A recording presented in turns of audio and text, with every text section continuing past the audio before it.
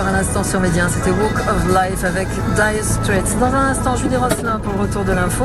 Mais tout de suite, un grand coup d'œil sur la météo aujourd'hui. Dans notre région du Maghreb, avec le Maroc, beaucoup de nuages sur tout le pays.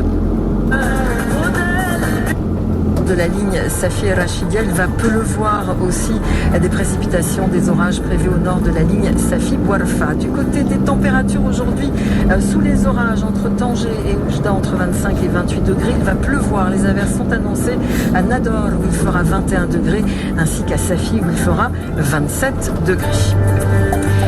Même programme en Algérie, nuages et pluie sur le nord-ouest et le centre-ouest du pays. Un petit peu plus de soleil à l'est de la ligne Bjaïa El Oued. En revanche, la pluie est annoncée à l'est de Bjaïa où il fera 19 degrés.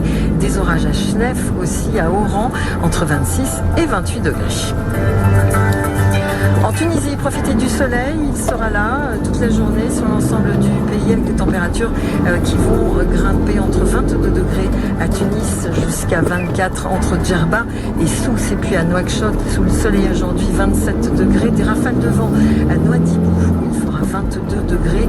Le soleil en Libye, entre Tripoli et Benghazi, entre 20 et 21 degrés. Sur le continent africain, Abidjan, les orages sont annoncés ce matin. Il fera meilleur l'après-midi, 31 degrés. Et puis à Libreville, le temps aussi est orageux. Il fera 29 degrés. Vous écoutez Média, il est 8h30, heure du Maroc, heure de Libreville. Julie Rosselin avec nous pour une nouvelle édition.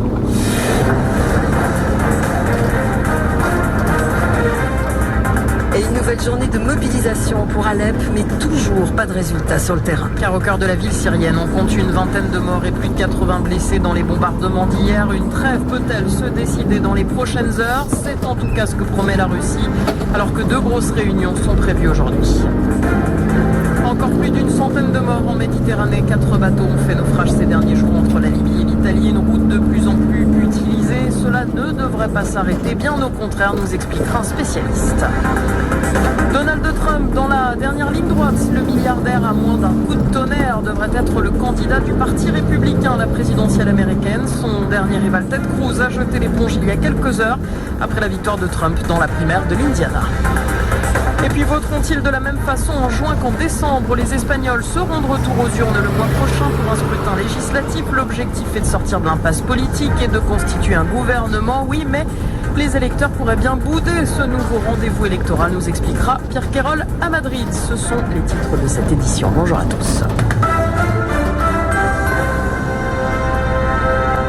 Et vous nous disiez en titre, Julie, les bombardements et les raids ne se sont toujours pas arrêtés en Syrie. Encore une vingtaine de morts et plus de 80 blessés hier. Uniquement dans la ville d'Alep, le principal point d'inquiétude de la communauté internationale pour essayer d'appliquer une trêve, une journée de nouvelles réunions, de nouveaux sommets d'urgence s'ouvre aujourd'hui, Clément Guitz. Effectivement, Julie, la diplomatie s'active pour relancer le cessez-le-feu. L'Allemagne, la France, l'ONU et l'opposition syrienne doivent se réunir aujourd'hui à Berlin. Réunion d'urgence afin de mettre en place un nouveau route pour parler de paix à Genève, mais aussi de trouver des solutions pour améliorer la situation humanitaire et réduire les violences. Dans le même temps, Moscou espère un cessez-le-feu dans les prochaines heures à Alep, ville qui, selon l'ambassadeur français auprès des Nations Unies, est à la Syrie, ce que Sarajevo était à la Bosnie. De son côté, l'ambassadeur britannique à l'ONU affirme qu'il s'agit d'un dossier relevant de la plus haute priorité. Alep brûle. Un peu plus tôt, John Kerry a menacé le président syrien Bachar al-Assad de répercussions si Damas ne respectait pas le nouveau cessez-le-feu actuellement disputé entre Washington et Moscou. Cette journée de mercredi sera également marquée par la réunion du Conseil de sécurité de l'ONU, réunion demandée par la Grande-Bretagne et la France pour débattre de la situation à Alep.